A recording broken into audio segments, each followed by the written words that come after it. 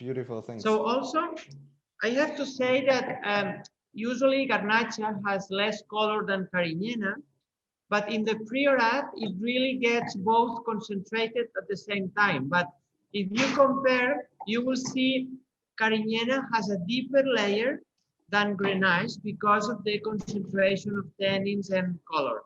Okay, but in general, also you can see the legs. The legs in your glass are like quite important because of the alcohol. But then, because there is high acidity, the alcohol compensates quite well. And even if you see a lot of legs, then you feel the wines are quite balanced.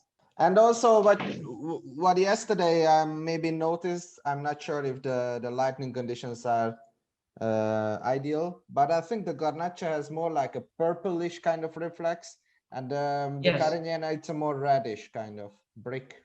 Yes, exactly. You see this on the rim. Yeah. If you look on the rim, you can see the different reflections. Yeah. And also in terms of alcohol, they are like kind monsters, I would say. The Grenache has 16% alcohol. Yes.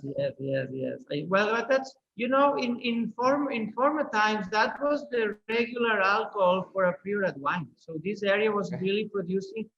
So for us, the maximum alcohol we can get to call it a still wine is 18. So you can produce an 18-degree alcohol, and the law will protect as a still wine. Okay. You know, it's not going to be liquor or not. It's going to be a still wine. Monsanto, for example, it goes up to 16. So more than 16, it's a 45. But in Priorat, more than 18 is a 45, but less than 18 is still a still wine. But do you usually have this kind of alcohol levels like 16, or is it only the 17 vintage? No, usually it's in between 15 and a half, 16 and a half, always. Always, because sometimes you need the aromas. You can peak at 14, but then you lose a lot of aromas. And then the alcohol is much more intense when it gets 14 and a half than when it gets even 16, because you get polysaccharides coming into your mouth when it's more ripe. So then you feel these velvety sensations because of the very ripe grapes and because of polysaccharides. If not, you get less alcohol, but then you feel much more the alcohol. That's the main difference. Okay, and so in terms, when was the picking time for this? So if you we spent 2 months on picking this, and we pick the Grenache in like a month, depending on the exposure. We don't pick by the grape, we pick by the exposure. So south exposure is always being picked much sooner than north exposure, even if they grow in the same town. Okay, so we usually pick by exposure. And like October, or what are we talking about? Yes, end of September is the beginning of harvest, and then it lasts till the end of October, sometimes beginning of November. Okay. Yeah, so please introduce me to these beauties. How were they made? And I would say it's like a couple, and that's why I like to make these 2 single vineyards, because one goes with the other one. So, and this is the way to understand Grenache and the way to understand Carignan, and then you can understand the Cuvée. So the Grenache from Masbel, you will always get this very ripe marmalade kind of aromas, which it's coming with a very ripe Grenache. So this is very, very common into this. Today, you know, our bottles are also open after 2 days ago, and today it smells much better than when we opened it last time. You know, in the mouth, you feel this kind of full body tannins, but there is quite a nice freshness in the aftertaste, and you get this natural acidity, which makes the alcohol.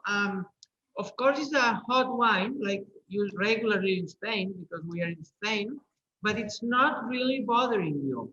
So it's really compensating, and at the acidity, will always make your aftertaste longer.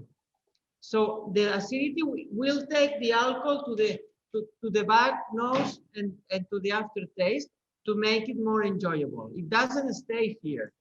Okay, so medium to low acidity, but in this case, the Grenache from the Priorat, it's quite high. Not as high as Carignan, but it's quite high, and it's necessary for the alcohol to match and to balance each other. Mid palate is quite nice in terms of tannin. What do you think about the tannins? No, I think just to compare, I take a sip from the other one because I didn't drink today. Because I think that the tannins are,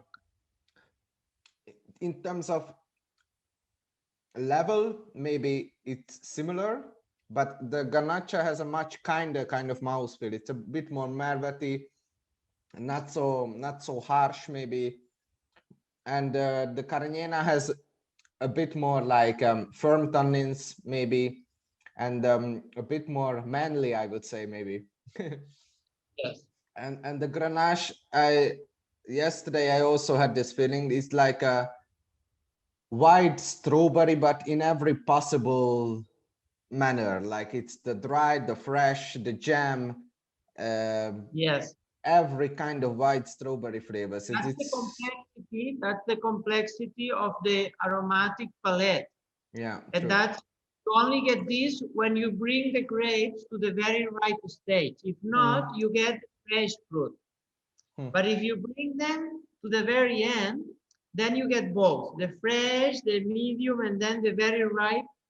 From the same aroma, you see all the range of palette. So it's really, and it's like a washing machine. It's constantly changing in my mouth, like a centrifuge. yes. It's and melting and it's, I think it's quite long. The aftertaste, it's really quite long. And see, I like the Carignan today. It's quite very, you know, it's coming up this iron meaty taste in the Carignan. True, yeah. But I actually feel like a white peppery nose already on the Grenache. When I opened it, it was not there, but it's starting to get.